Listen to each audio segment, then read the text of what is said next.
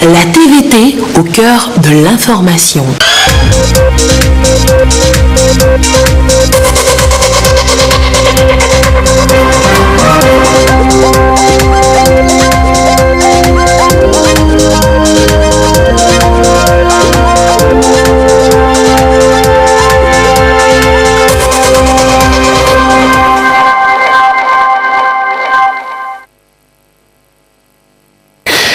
Comment se portent les droits de l'homme au Togo? Le ministre en charge du domaine a éclairé la lanterne des professionnels des médias sur le sujet hier. Droits de l'homme au Togo, avancées, défis et perspectives à suivre dans un instant. À suivre également la rencontre des ministres de l'espace CEDEAO de l'enseignement supérieur à Lomé. Ils travaillent sur l'harmonisation des diplômes. Et enfin, un nouveau bébé au sein de la littérature togolaise, histoire des institutions politiques et du droit constitutionnel togolais. Un essai de deux universitaires qui revisitent l'histoire de la période précoloniale à nos jours. Et voilà pour le sommaire. Où que vous soyez, vous êtes en direct sur la télévision togolaise. Bonsoir et bienvenue dans le 20h de ce samedi. Vers une harmonisation des diplômes dans l'espace CEDEAO, les ministres de l'enseignement supérieur de la zone sont à Lomé pour prendre une décision à cet effet. Ils vont plancher sur les travaux de recherche effectués par les experts sur le sujet. Gisèle Kozona et Ekwe Salah. À cette table, les ministres de l'enseignement supérieur des 15 États membres de la CEDEAO. Après 3 jours de travaux des experts sur l'harmonisation des diplômes dans l'espace, ils sont appelés à examiner et valider le rapport. Leur assentiment va baliser la voie à la reconnaissance des qualifications en Afrique de l'Ouest. Il est attendu de vous, au cours de cette réunion, un examen minutieux du rapport des experts afin que les techniciens et décideurs politiques, que vous êtes en même temps puissants, nous proposer à entériner les documents que 3 jours durant vos experts ont préparés et avant eux, les recteurs et présidents des universités. Grâce au bon travail des experts, nous pensons enfin tenir le bon bout devant nous, permettre de mieux connaître nos diplômes, leurs poids respectifs, mais aussi, et entre autres, ce qui les différencie ou le rapproche, et encore mieux comment ressembler les 3 blocs linguistiques et académiques qui continuent notre système d'enseignement supérieur en Afrique de l'Ouest. Le Togo se réjouit d'abriter cette rencontre sous-régionale. Pour le ministre togolais de l'enseignement supérieur, l'harmonisation des systèmes éducatifs est une preuve de l'engagement des chefs d'État et de gouvernement d'aboutir à la CEDEAO des peuples à l'horizon 2020. Il me plaît de saluer l'opportunité de la réunion de ce jour qui vise, entre autres, à élaborer une feuille de route pour la mise en œuvre de la Convention de la CEDEAO sur les équivalences des diplômes, à délibérer sur les critères de reconnaissance et d'équivalence des diplômes et certifications dans l'espace CEDEAO, à élaborer des principes directeurs pour la reconnaissance et l'évaluation des diplômes. Je me réjouis de ce que, sous l'impulsion de nos chefs d'État, la CEDEAO a eu cette vision. Il s'agit pour elle de rendre nos systèmes éducatifs plus performants, plus attractifs, plus efficients, plus en phase avec les exigences du marché du travail et d'une économie du savoir devenue plus concurrentielle à l'échelle mondiale. Une fois validé, le rapport des experts devra être soumis aux chefs d'État et de gouvernement de la CEDEAO. Ils décideront de son application conformément à la Convention d'Addis Abeba sur l'équivalence des diplômes dans la sous-région. La 5e édition des journées promotionnelles du soja, de l'anacarde et du karité a été officiellement lancée ce matin à Thévié. L'objectif est de renforcer les capacités commerciales des acteurs de ces filières au Togo et de les amener à être beaucoup plus compétitifs sur le marché. Solange Amandé, Carmen Madi, Akapo. 5 jours pour donner plus de visibilité aux produits agricoles made in Togo. Pour la 5e édition des journées promotionnelles des produits locaux initiées par le ministère du Commerce à travers le cadre intégré renforcé, 3 filières sont à l'honneur, le soja, le karité et l'anacarde. Sur ce site, plusieurs produits faits à base de soja, de karité entre autres, sont présentés. Je suis venue à cette foire en tant que présidente de l'interprofession karité. Le karité est un produit fabriqué par les femmes. 90% des femmes sont dans le karité. Et donc c'est une bonne chose de promouvoir ce produit qui est un produit phare. Nous sommes très contents puisque la journée, comme c'est dit promotionnelle, c'est pour faire la promotion de la filière. C'est une manière de rendre plus visible encore la filière et inviter la population togolaise à cultiver ce produit qui est considéré aujourd'hui comme l'or gris. C'est depuis 2015 que le ministère du Commerce organise cette activité. L'idée est de renforcer les capacités commerciales des acteurs de ces 3 filières et de les connecter davantage aux marchés locaux, régionaux et internationaux. Ils sont une trentaine de coopératives, d'entreprises engagées dans la production au sein de ces 3 filières qui sont invitées pour participer à cette 5e édition après la phase de Sokodé en 2015, la phase de Kara en 2016, d'Apaon en 2017 et puis Atakpamé en 2018. Le soja a eu à bénéficier de beaucoup d'appui dans le cadre du programme CIR au Togo. Maintenant, nous nous tournons vers les autres filières aussi qui sont porteuses. Les filières soja, anacarde et karité constituent, selon le ministre de l'Agriculture, une plateforme tournante de la production agricole. Elles sont cultivées sur toute l'étendue du territoire togolais et présentent de meilleures opportunités. L'enjeu pour nous tous dans ces filières, c'est de leur ajouter de la valeur. Mais une des difficultés majeures que nous rencontrons au niveau de l'État, c'est la traçabilité, c'est la statistique, c'est l'information. Nous vous sollicitons de nous accompagner pour que nous vous accompagnions mieux. Nous sollicitons que vous soyez davantage des professionnels qui considèrent l'État comme partenaire pour vous aider à développer vos activités. Nous sollicitons de vous que vous jouez mieux le jeu. Le Togo, dans l'axe de son plan national de développement PND 2018-2022, a pour ambition de développer des pôles de transformation agricole, manufacturière et d'industrie extractive. Ces 3 filières peuvent justement contribuer à atteindre cet objectif selon le ministre du Commerce. En effet, l'étude d'identification de filières à fort potentiel de marché et d'emploi réalisée par la Banque mondiale cette année révèle en tout 22 filières stratégiques pour notre pays en termes de potentiel de marché et d'emploi. Les filières soja, anacarde et karité font partie de cette liste. Le soja et le karité figurent parmi les 10 premières filières de ce classement.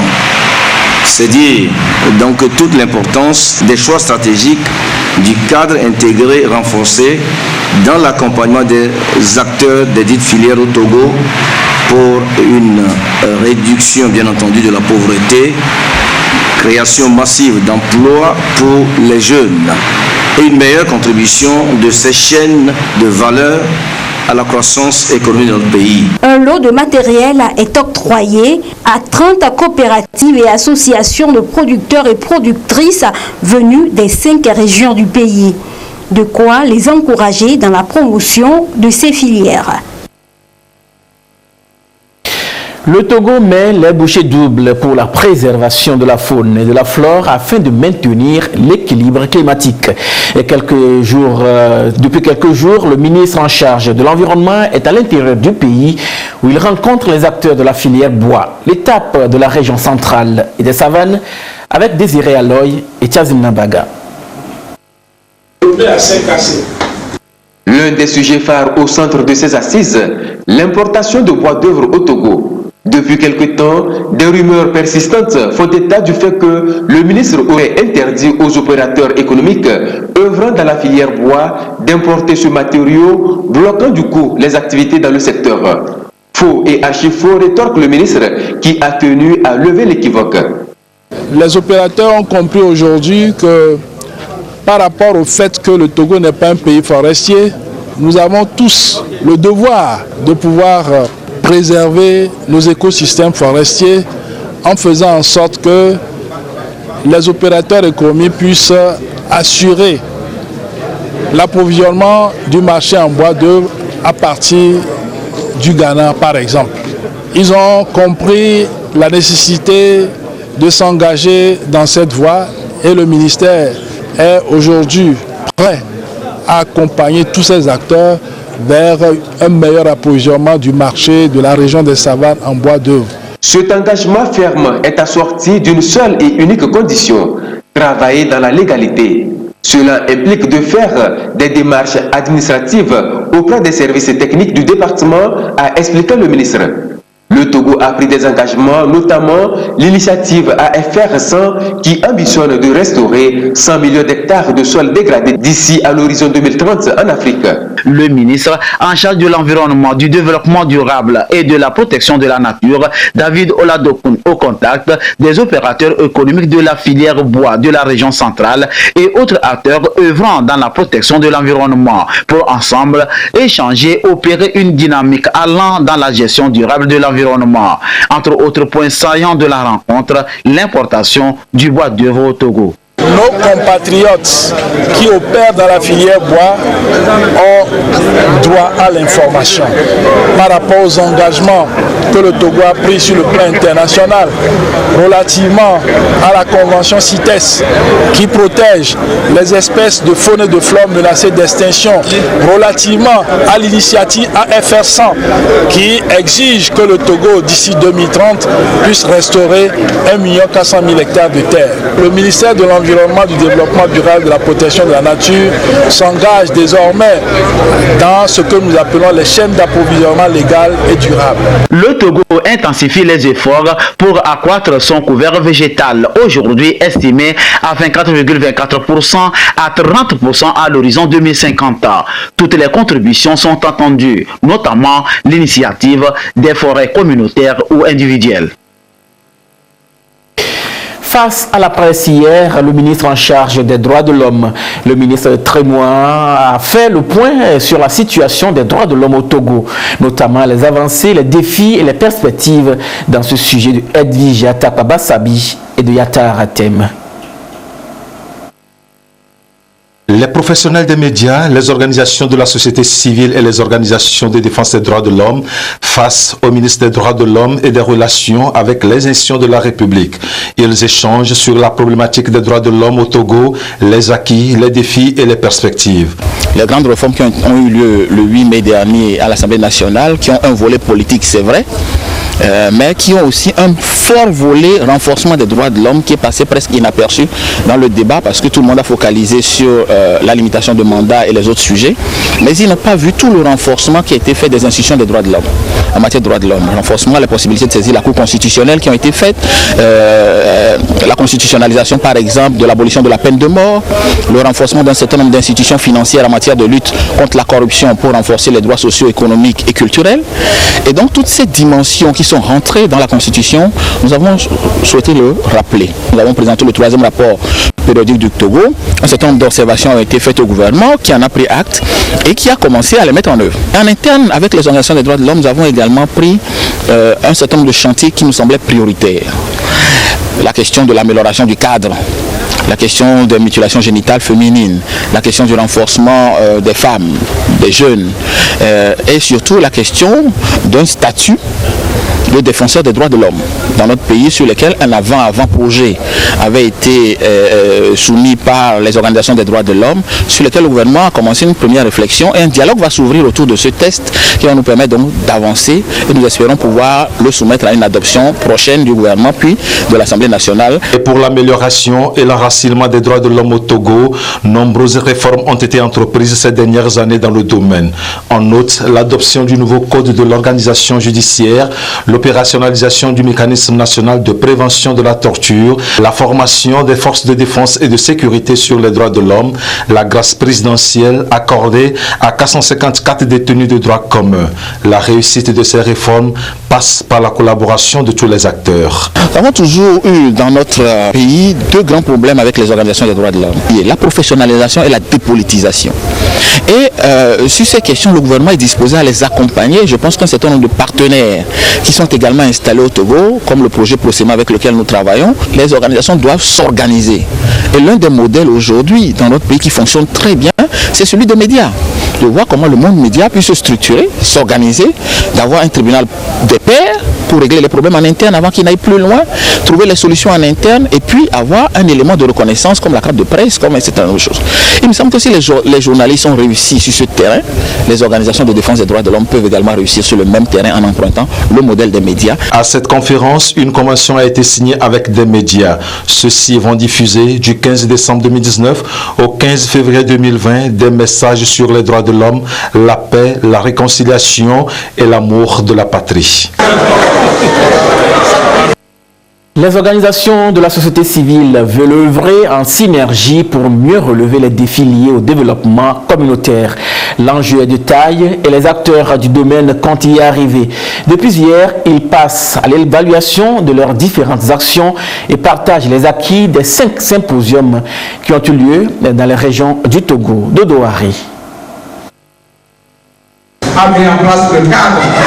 Près des populations, au service du développement durable et aux côtés du gouvernement. Le rôle des organisations de la société civile n'est plus à démontrer. Ici, ces acteurs de la société civile renforcent leur synergie d'action pour œuvrer de façon concertée en faveur du bien-être de la population. Ce symposium sert donc de canal pour réorienter la collaboration. C'est de rechercher comment rendre plus fluide la collaboration entre les organisations de la société civile et l'État, pour qu'on puisse bénéficier d'un cadre partenarial gagnant-gagnant, pour que cela puisse rejaillir sur les communautés à la base, pour avoir une représentation nationale, pour avoir un espace de dialogue, de plaidoyer auprès des autorités togolaises et auprès des partenaires au développement, pour qu'elles puissent enfin mieux représenter la voix des populations les plus défavorisées pour lesquelles elles s'investissent au quotidien. Aujourd'hui, avec la décentralisation, les organisations de la société civile ont l'opportunité de travailler de concert avec les élus locaux de manière à contribuer au développement social et au renforcement des mécanismes d'inclusion. Comment nous allons nous prendre, nous redéfinir pour entrer dans ce nouveau processus, dans ce nouveau contexte local? Il est question que nous revoyons nos stratégies pour nous accommoder, ainsi que la façon de fonctionner pour mieux accompagner les acteurs locaux. Et c'est en cela que nous allons montrer véritablement notre complémentarité entre le gouvernement, les structures étatiques et nos organisations de la société civile. C'est en cela aussi que les partenaires de développement nous prendront plus au sérieux. Les organisations de la société civile sont plus proches de la population, connaissent mieux leur réalité et complètent les efforts de développement du gouvernement. Raison de plus pour l'État de renforcer le cadre de collaboration entre la société civile, le gouvernement et les partenaires tels que l'Union européenne qui finance en grande partie les projets de ces organisations. Au niveau du ministère de la Santé, les réflexions sur une ouverture probable d'un cycle de master en santé publique avancent. L'idée est de se baser sur des exemples déjà opérationnels dans la sous-région afin de renforcer et d'améliorer le système de santé publique au Togo. Antoinette Omar-Vovor. Une séance de réflexion autour d'une prochaine ouverture d'un cycle de master en santé publique. Une initiative pour renforcer le système de santé et ce, à travers une formation continue. Souvent, quand on parle de la santé, beaucoup de personnes se réfèrent simplement aux agents de soins, les médecins, les infirmiers, les sages-femmes, etc., etc. Mais au-delà des métiers de soins, le système de santé a besoin des personnes capables de gérer, par exemple, un hôpital, de développer les politiques de santé, de faire la programmation, la planification, le suivi, évaluation, la supervision de toutes les activités, l'exploitation des données à travers la biostatistique. Le journaliste peut se former en santé publique. Le spécialiste en droit peut se former en santé publique pour nous aider aux tests de régulation et tout ça là. L'agronome pour la santé végétale, environnementale. Au Togo, jusqu'à présent, la formation qui est donnée en santé publique, c'est un cycle intermédiaire qui n'est pas diplômant. C'est à peu près une attestation qui équivaut à une licence professionnelle en santé publique. Or, dans le monde, aujourd'hui, on parle plus de master en santé publique et au-delà, même des diplômes doctorants. Et donc mettre en place des programmes de master variés et diversifiés pour un système de santé robuste et résilient. C'est un master qui devra être ouvert à tous les médecins y compris, ainsi que les autres corps de métier. C'est depuis le 18 novembre dernier qu'elle a été lancée, la tournée de vulgarisation du nouveau code foncier domanial dans les régions, et elle a pris fin à Thiévié. Le ministère de l'Urbanisme de la ville veut désormais compter sur les élus locaux pour une gestion efficace des litiges fonciers. Et que ça là. Face aux élus locaux et préfets de la région maritime, une délégation du ministère en charge de la ville et de l'urbanisme. Au cœur des échanges, le nouveau code foncier et domanial, dont les grandes dispositions leur sont ici présentées. L'exercice entend permettre à ces acteurs de s'approprier les 724 articles de ce code pour en faire usage dans le règlement des conflits fonciers. Le document qui est sorti est un document qui est mieux adapté aujourd'hui à tous les problèmes que nous rencontrons sur le terrain. Les élus locaux étant également une couche importante de ces acteurs-là, il est tout à fait normal qu'aujourd'hui on puisse les outiller à être prêts pour accompagner le gouvernement dans la démarche d'une gestion saine, d'une gouvernance très propre dans le domaine foncier. L'étape de Thiévié marque la fin de cette tournée de vulgarisation du nouveau code foncier et domanial dans les régions. Le ministre chargé de la ville et de l'urbanisme veut désormais compter sur les élus locaux dans la gestion des conflits fonciers au Togo. Ce sont eux qui seront les premières personnes auxquelles s'adresse monsieur, madame, tout le monde quand il y a un problème. Cet atelier permettra de les outiller, de leur situer sur ce qu'ils ont à faire, comment ils doivent le faire et avec qui. La première étape dans les régions prend fin aujourd'hui à Thiévié. La deuxième étape dans les préfectures va pas tarder parce qu'on pense que juste après le mois de mars, avril, on devra être encore sur le terrain. La loi du 14 juin 2018 portant code foncier et domanial est aussi adoptée pour trouver une solution durable aux litiges fonciers, mieux améliorer le climat social et le vivre ensemble entre les communautés. Ces dernières années, le Togo a entrepris des réformes visant à assainir le secteur administratif et des services publics. Et cela passe surtout par la lutte contre la corruption. Un avant-projet de loi portant code d'éthique et de déontologie de l'administration et des services publics est soumis à l'appréciation des organisations syndicales de la société civile et de l'administration publique. Les détails avec Kwasi Glé et Antoinette Oman-Vovor. L'administration publique togolaise se veut désormais une administration moderne et modèle fondée sur des valeurs de responsabilité, de probité, d'obligation de rendre compte. Ce projet de loi qui fixe les règles d'éthique et de déontologie de l'administration et des services publics réglemente le comportement de l'agent public dans ses rapports avec son service qu'avec les usagers. Il permet d'améliorer la qualité du service rendu aux usagers et de les protéger contre les abus et les actes de corruption. Ce document va compléter le statut général de la fonction publique qui prévoit des sanctions disciplinaires à l'encontre des agents de l'État. Le code de conduite de déontologie va compléter ce document. En matière d'éthique, nous avons un ensemble de règles pour accompagner l'agent public dans son comportement personnel. Il s'agit de redorer l'image de l'administration publique en bannissant le clientélisme, le favoritisme.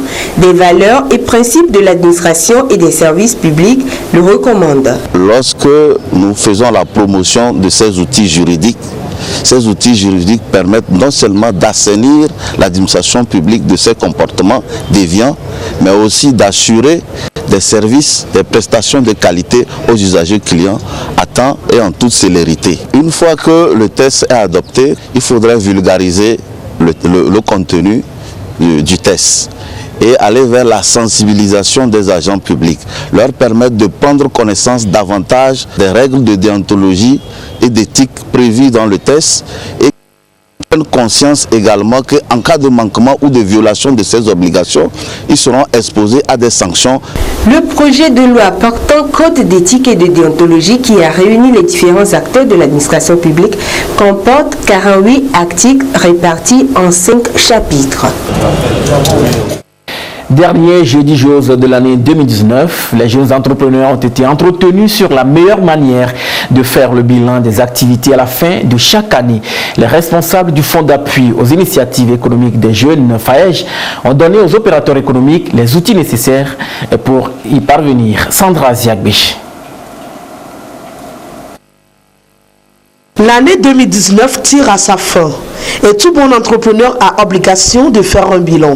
Dans cette optique, le dernier jeudi chose de l'année a fourni les directives et les outils nécessaires aux jeunes entrepreneurs pour leur permettre de satisfaire à cette exigence. Ils pourront également se projeter dans l'avenir avec beaucoup d'espoir en réajustant leur activité pour le bien de l'entreprise. Nous avons identifié 3 domaines dans lesquels il est important de faire le bilan. D'abord, par rapport à leur environnement. Et le deuxième domaine dans lequel on propose, qui est très important, c'est au niveau de leur réseau. Est-ce qu'ils ont réussi à faire évoluer leur réseau? Le dernier élément, c'est eux-mêmes, en tant que chef d'entreprise, quel est le bilan personnel qu'on peut développer. On a essayé de donner des directives sur comment est-ce qu'on peut maintenant faire une projection sur l'année prochaine. Mais le bilan est continuel. Ensemble, le Fonds d'appui aux initiatives économiques des jeunes FAEJ a organisé 12 séances de jeudi chose en 2019 à Lomé, au cours desquelles des jeunes entrepreneurs ont été encadrés dans la réalisation de leur activité. Leurs capacités techniques ont été renforcées par des partages d'expériences avec des professionnels. Le mercredi Talk, une nouvelle initiative pour faire la promotion de l'entrepreneuriat des jeunes. Cette initiative, qui est une plateforme de discussion entre jeunes et aînés du monde entrepreneurial, est portée par l'incubateur Nunia Lab. La plateforme va réunir les jeunes un mercredi par mois et le premier numéro a été lancé mercredi dernier. Carmen Madia Kapo. Le CEO de TAC 3D. Les initiatives se multiplient au Togo pour promouvoir l'entrepreneuriat des jeunes. La dernière en date est dénommée Mercredi Talk. Mercredi Talk vient révolutionner l'esprit entrepreneurial chez les jeunes. C'est une initiative de l'incubateur Nunia Lab. Mercredi Talk est une plateforme d'information et d'échange sur l'entrepreneuriat au Togo. C'est une opportunité en fait pour les jeunes que nous accompagnons et les jeunes entrepreneurs de l'écosystème togolais de rencontrer des personnes que généralement n'auront pas l'occasion de rencontrer dans leur vie entrepreneuriale. Donc nous ici, on veut créer un événement qui va permettre à l'écosystème de rencontrer des gens qui ont déjà réussi, mais aussi des leaders de l'écosystème, ce qu'on appelle classiquement les leviers de l'écosystème, des gens qui peuvent réellement les aider à aller beaucoup plus loin. Pour ce premier numéro du Mercredi Talk, ces jeunes ont eu l'occasion d'avoir des échanges directs sur les opportunités que comportent les ODD. Qui parle des ODD parle notamment du plan national de développement. À travers le PND, beaucoup d'opportunités sont créées pour les jeunes et c'est un métier difficile, mais en même temps c'est un métier qui garantit l'emploi indéfiniment pour le jeune. Donc c'est la route que le gouvernement a tracée pour l'avenir, c'est qu'on puisse avoir un secteur privé national très fort et ça passe par la capacité des jeunes entrepreneurs à développer leur entreprise, à réussir dans leur entreprise et à accompagner le gouvernement dans la recherche de la transformation structurelle, dans la recherche de l'émergence de notre pays. Nounia Lab est un espace où les jeunes Togolais sont invités à oser et créer, dépasser leurs limites et contribuer au progrès du pays. C'est également un centre d'excellence des jeunes entrepreneurs qui propose des solutions innovantes aux problématiques auxquelles font face les populations pour un meilleur impact économique. Au ministère des Affaires étrangères, on récompense le travail bien fait, on prône la démarche qualité. Hier, 4 agents les plus méritants ont été honorés. C'est grâce à la 6e édition du prix d'excellence. Dodo Hari. Ces fonctionnaires ici récompensés incarnent la rigueur, l'ardeur, le dévouement et le travail bien fait. Le ministère des Affaires étrangères, de l'intégration africaine et des Togolais de l'extérieur a décelé en ces hommes et femmes les qualités de l'excellence et donc célèbre leur mérite. Le prix de la meilleure secrétaire revient à Folie Mansan. Un prix qui la galvanise, la motive davantage à porter plus haut la diplomatie togolaise. Ce prix m'inspire vraiment une récompense envers les travailleurs, surtout dans la catégorie de secrétaire que je suis et m'exhorte à encore aller à l'avant. 3 catégories de prix décernés. Prix d'excellence, prix du personnel et de la meilleure secrétaire. Le billet d'avion Lomé-Paris-Lomé est remporté par Nouodou Sokemaou, chargé d'études à la direction du protocole d'État du dit ministère. Ce prix pour lequel je suis nominé aujourd'hui, au-delà des récompenses qu'il offre, est l'expression du travail bien fait de la promotion et d'encouragement de l'excellence au regard des enjeux et des défis à relever pour les diplomates que nous sommes. Nous tenons à remercier et à exprimer notre reconnaissance à son Excellence professeur Robert Doucet. Ces agents sélectionnés sont de toutes catégories confondues et sont notés dans leurs différentes tâches par leur hiérarchie. Ils ont également passé des tests d'entretien devant un jury constitué pour la cause. Le premier critère, c'est le test psychologique pour voir les aptitudes des candidats au métier de la diplomatie. Le chef de la diplomatie togolaise, le ministre Robert Doucet, assisté de ses pairs, les ambassadeurs de Chine et d'Allemagne, apprécie la détermination et la bravoure de ses agents. Les lauréats ont reçu des enveloppes financières, des motos, un billet d'avion, un réfrigérateur, des portables. Des motos ont été remises aux agents de l'Institut de conseil d'appui technique et à ceux de l'African Agri Startup à Kara. Et ces 2 structures ont été retenues pour assurer une meilleure intervention à la base dans le cadre du projet de l'agropole de Kara. Nestor Mouzou.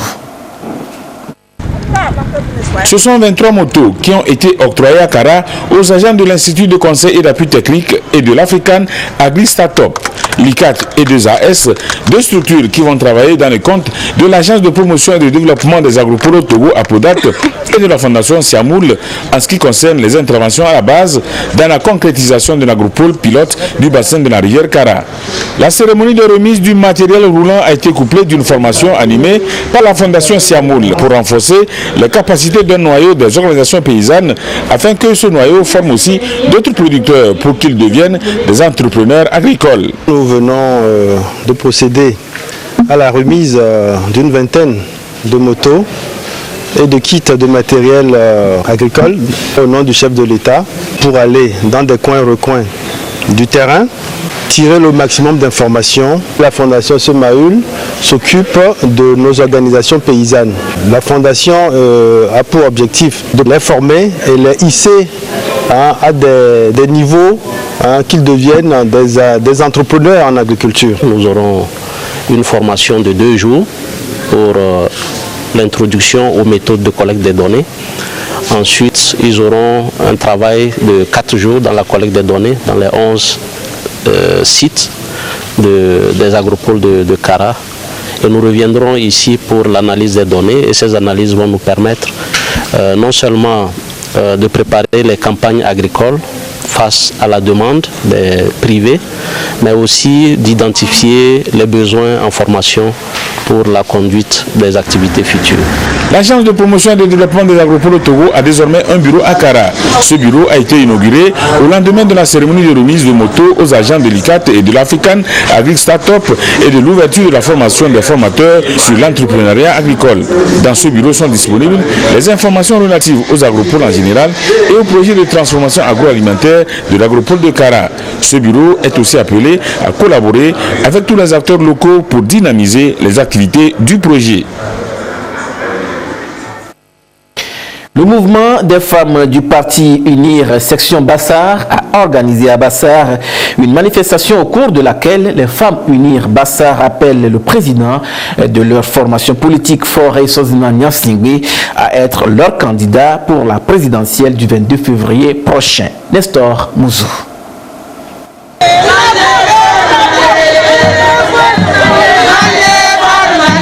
Une véritable marée humaine dans les rues à Bassar. Ce sont les membres du MFU, Mouvement des femmes pour unir section Bassar, qui manifestent. Manifestation dénommée Marche de la paix. L'élection présidentielle au Togo, c'est le 22 février prochain. Les partis politiques affûtent leurs armes pour affronter cette consultation populaire. Chaque parti pense à son candidat idéal pour gagner cette élection. Le Mouvement des femmes pour unir Bassar a fait le choix de son candidat. Nous voudrions rappeler que pour l'élection présidentielle du 22 février prochain, sa candidature est vivement souhaitée, car nous reconnaissons en lui le candidat naturel de notre grand parti, Union pour la République. La déléguée nationale du Mouvement des femmes pour unir a fait le déplacement de Bassar pour soutenir la section locale. Elle adhère au choix du candidat fait par cette section. Candidat naturel de notre grand parti UNIR. Nous sommes entièrement d'accord et nous souhaitons qu'il présente vivement sa candidature à ces élections. Au cours de cette manifestation, la déléguée nationale du MFU, Raymond Lawson de Souza, le premier questeur de l'Assemblée nationale, Abina Bonfo, et d'autres femmes ont été désignées comme ambassadrices de la paix.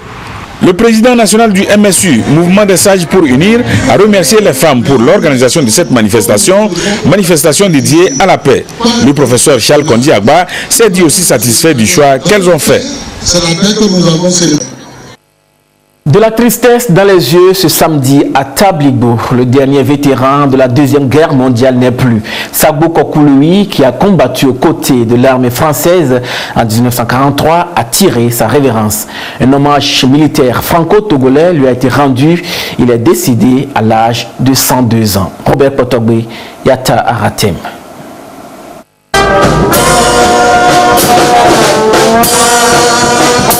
C'est la fin de parcours d'un géant de l'armée togolaise qui a combattu sous le drapeau colonial français de 1943 à 1946. Sado Kokou, lui, vétéran de la Deuxième Guerre mondiale, a tiré sa révérence le 2 novembre dernier dans sa 102e année.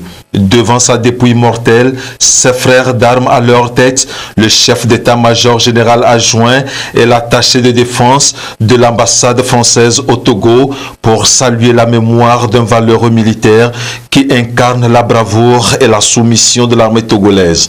À travers le général de brigade Adjitao Komla, chef d'état-major général adjoint, il a reçu tous les honneurs militaires dus à son rang au nom du chef de l'État, Faure Sozina Nyansingbe.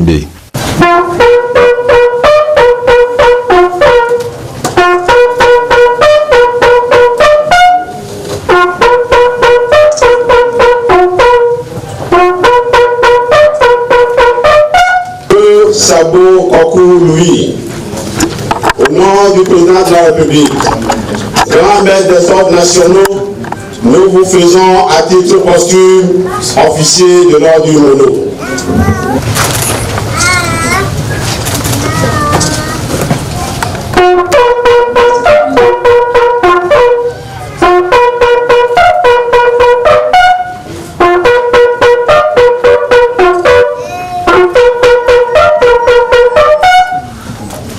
Il Il a été aussi honoré par le colonel Lacroix au nom de l'ambassade de France pour sa lutte menée aux côtés des troupes françaises. Le brigadier chef s'en va, laissant soucieux ses collègues regroupés au sein de l'association des anciens combattants et anciens militaires du Togo et une armée togolaise qu'il va sûrement manquer. Vous avez avec fierté et enthousiasme fait revivre tes souvenirs à travers le récit de tes campagnes en Birmanie et en France.